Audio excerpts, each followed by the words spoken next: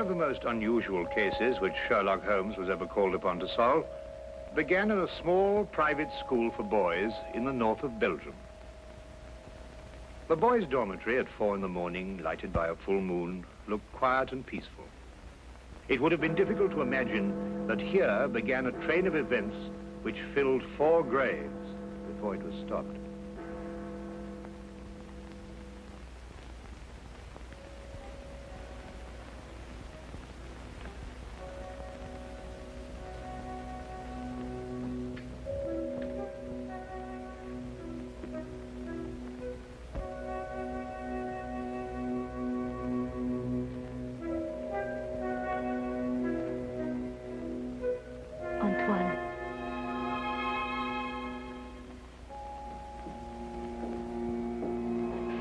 Antoine.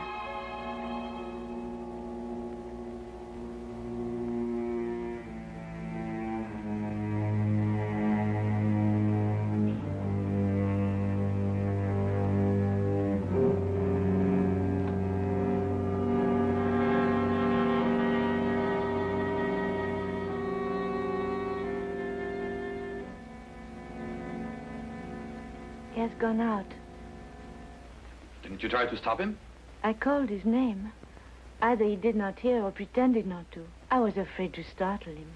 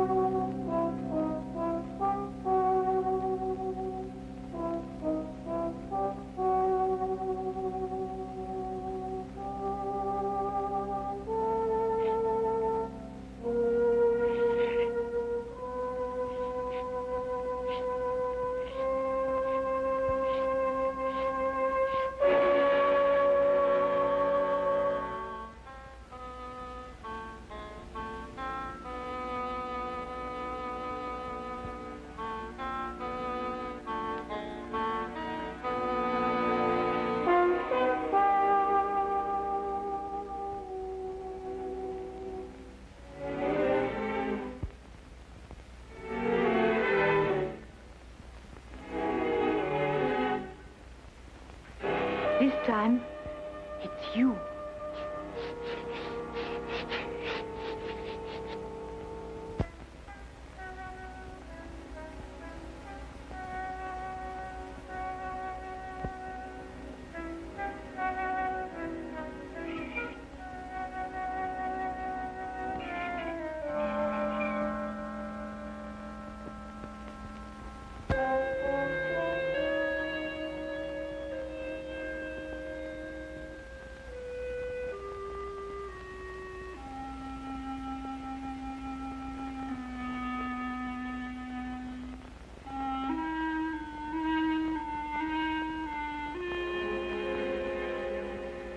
Monsieur Caron, is there anything wrong? No. Nothing, Antoine. Go back to sleep. What are you going to do? The police? It'll be the end of my career. Should have to close the school. Send the boy away? Would that stop it? I suppose not. It's horrible. 3 deaths in 3 months. Each one foretold by the writing on the church steps. I still think the police... No. But your own life... I've never felt in better health. And if I'm careful to keep out of drafts and avoid falling downstairs. How can you joke at a time like this? There's a man in London He's solved cases even more hopeless than this. Sherlock Holmes? You thought of him? Let me write to him. And ask him to do what? To come here, investigate. Find out who is responsible for those deaths and how a schoolboy can tell in advance who is next to die. And have the school invaded? Our teachers questioned? Our boys terrorized? I'll do my own investigating, Mademoiselle Grande. In my own way.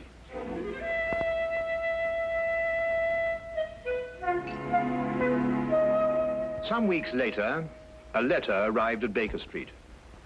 Holmes read it over once to himself and then aloud to me. Dear sir, it will be a source of eternal regret to me that I allowed myself to be dissuaded from writing to you sooner, Mr. Holmes. Now Mr. Carolan is dead of natural causes, the doctor says, though I am not sure he isn't mistaken. I pray that you will come to Arno without delay and lend us your assistance in putting an end to these ghastly occurrences.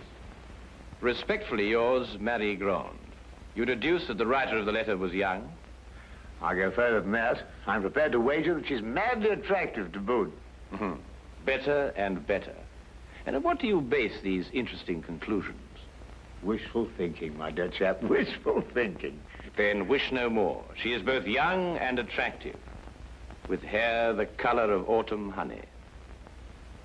Oh, did you read that between the lines? No, this came with the letter. Uh-huh. A lovely color, you'll admit, Watson. And from a beautiful young woman at that. Now, come, Holmes. That's neither logical nor factual, and you know it. You aren't the only one privileged to think wishfully, my dear Watson. Bravo.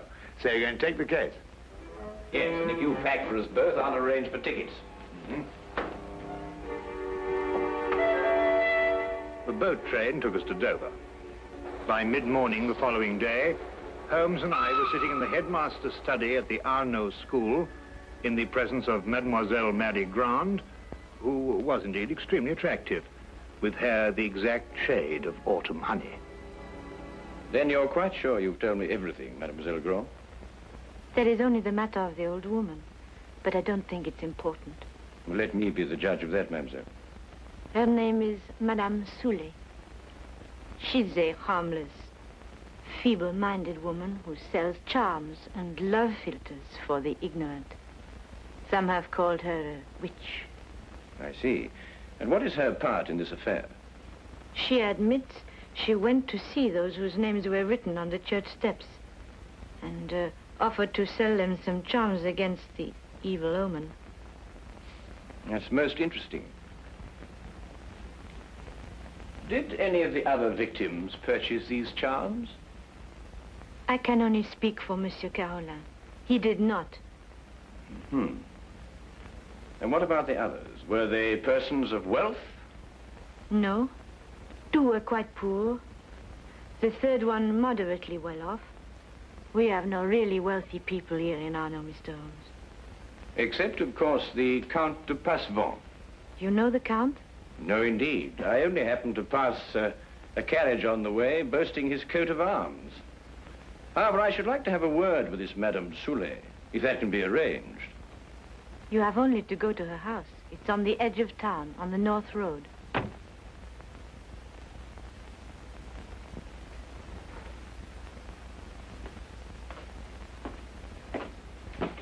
Monsieur Manelli, this is Monsieur Holmes and his friend Dr. Watson. Monsieur Manelli, our new headmaster. How do you do?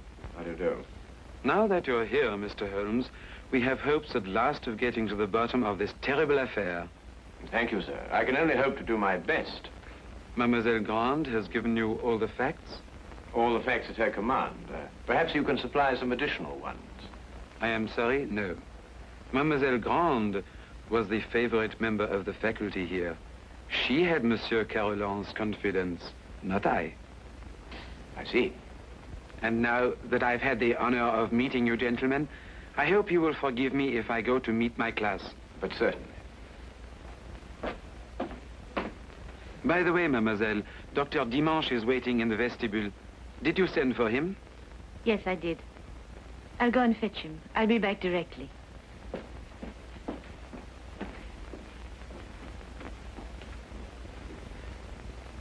But the boy, Holmes, the boy, you hadn't asked to see the boy. The boy can wait, Watson. Yes, but why? Surely he's the most significant part of it. No, because he did the writing on the church steps.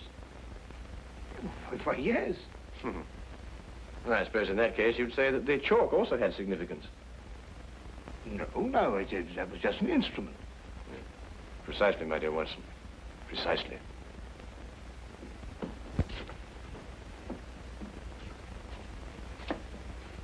Mr. Holmes, this is Dr. Dimanche.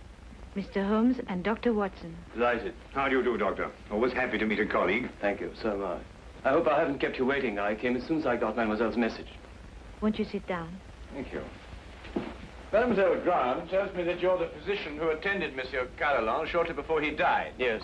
My last examination of him gave me no hint of what was coming. I see, and yet you're positive he died of natural causes. There's no doubt about it. I believe 3 other persons died recently in Arno, shortly after their names appeared on the church steps. Did you attend them also? Arno is a small town. I'm fortunate or unfortunate enough to be the only doctor here. Previous to your present fortune, or misfortune, you practiced in Paris, I understand. I see Mademoiselle Grant has briefed you well. I told nothing of your past, Doctor. Then how do you know? Well, you dress with the flair of a Parisian. And if you've been living here any length of time, I should imagine you would have acquired a more homespun costume. I might have ordered these from Paris. On the income of a country physician. What do you think, Dr. Watson? Hardly likely, Holmes. Capital, Mr. Holmes. Your powers of deduction have not been overrated. But you didn't ask me here to discuss my clothes or my income. How can I help you? Dr. Dimanche, of what exactly did Monsieur Carolan die? Heart failure. Were you carried out a post-mortem? There's no need. The signs were obvious. I see. And you saw nothing suspicious, either in the case of Monsieur Carolan or of the other victims? Not one thing, Mr. Holmes. That's interesting. Perhaps you'd care to put forward a theory of your own as to the connection between the prophecies and the deaths. I have no theory. The explanation lies either in the most extraordinary combination of coincidences or in some sort of provision on the part of the boy, Antoine. Do you believe in prevision or telepathy? Years ago, my professor at Salpêtrière did suggest there might be something in it. For myself, I don't know. I neither affirm nor deny. Then I believe you can tell me nothing more for the present, Dr. Dimanche. Don't hesitate to call on me again. No, I must go back to my surgery. I may have a patient waiting. You never can tell. I'll be here early tomorrow afternoon for the monthly examination, mademoiselle.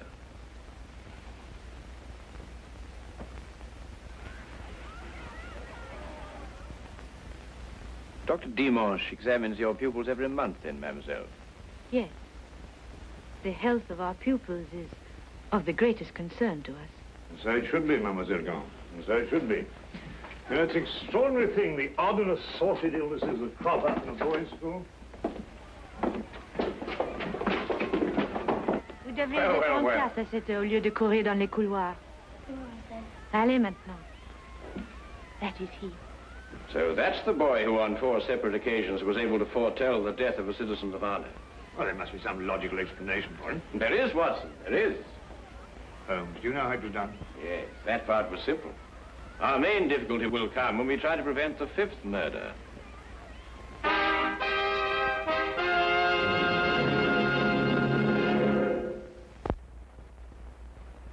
Turn to the case of the deadly prophecy.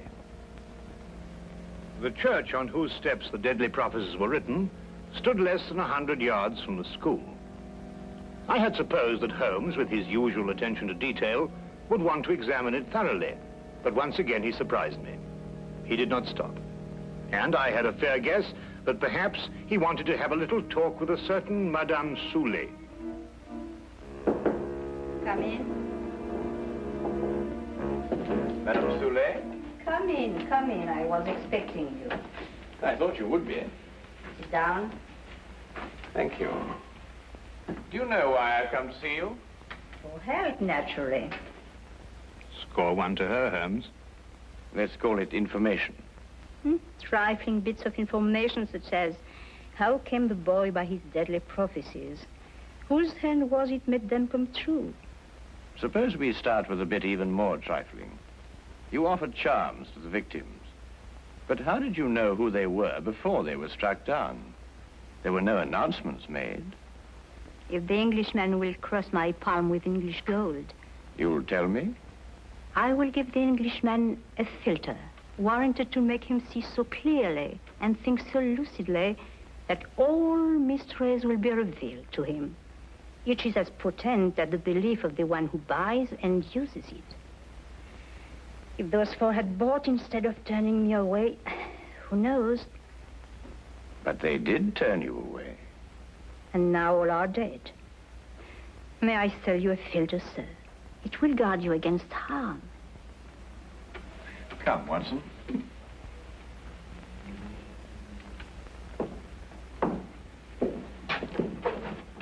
Good day, Madame Soulet. You are a wise man. You say little and listen well. Good day to you, sir.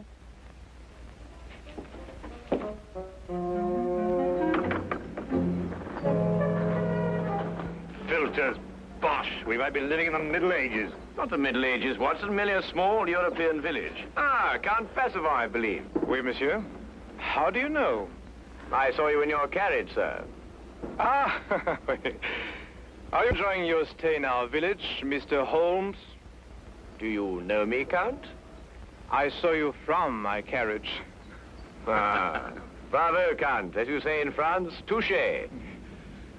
May I introduce my very good friend, Dr. Watson? Enchanté, docteur. How do you do, sir?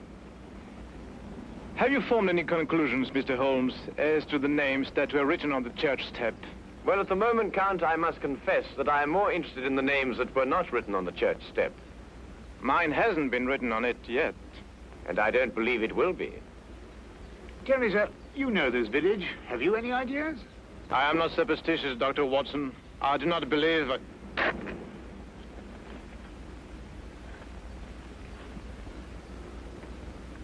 You're not superstitious, Count? Madame Soulet's filter, at least, can do no harm. Good day, monsieur. Good day. There were a few points about this case which Holmes thought could best be cleared up in Paris. He had asked me to go alone, as the following night there would be a full moon, and he wanted to stay in Arno to be on hand, just in case.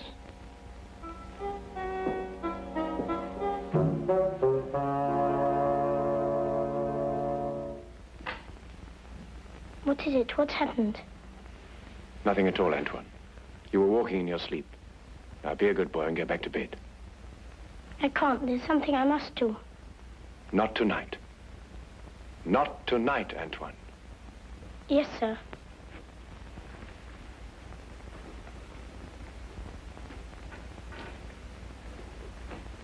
What does it mean? It means that nothing further will happen tonight. Sleep well, Mademoiselle Grand.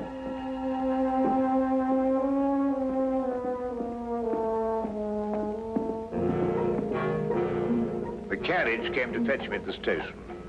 Later, I found Holmes at the school. Well, you may go back to your class now, Antoine.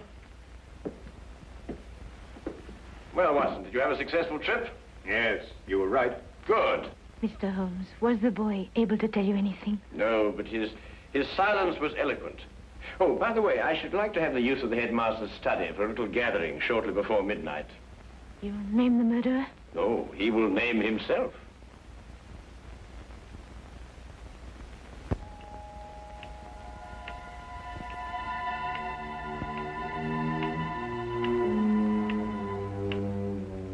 It's almost midnight, Mr. Holmes.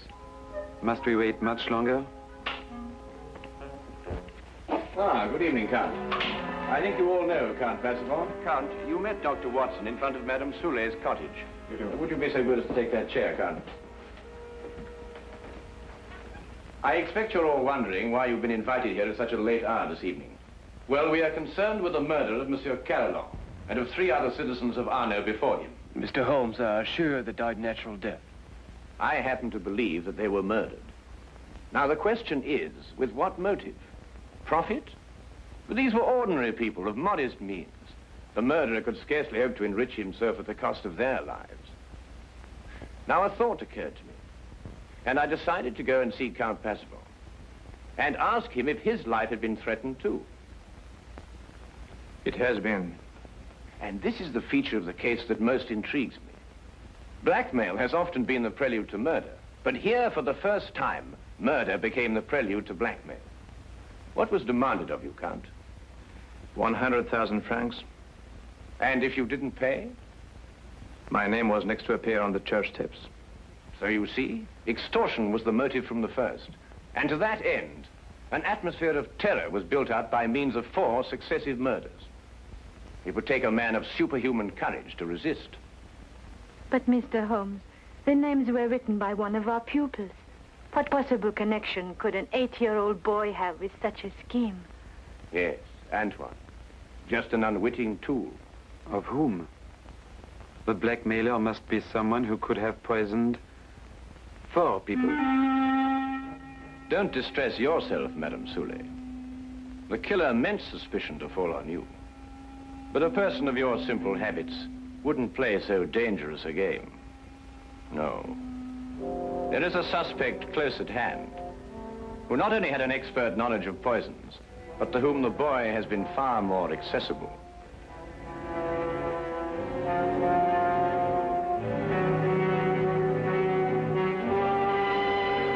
Accessible regularly once a month. This suspect was once a pupil of Dr. Charcot, who lectured on hypnotism at Salpêtrière Hospital in Paris. It would have been as easy for him to send Antoine on his monthly errands as to wind up a mechanical toy.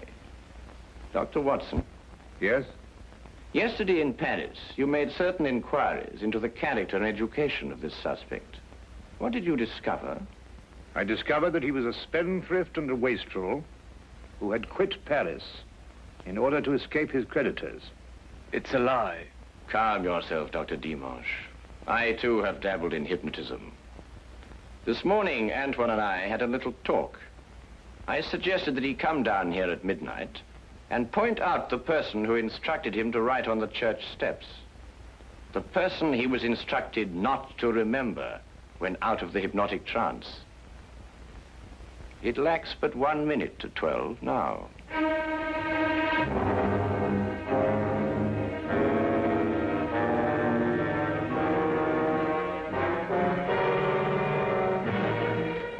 Stay where you are, all of you. Don't be a fool, Doctor. When I visited your office this afternoon to look over your stock of drugs, I took the very ordinary precaution of emptying the cartridges from your gun.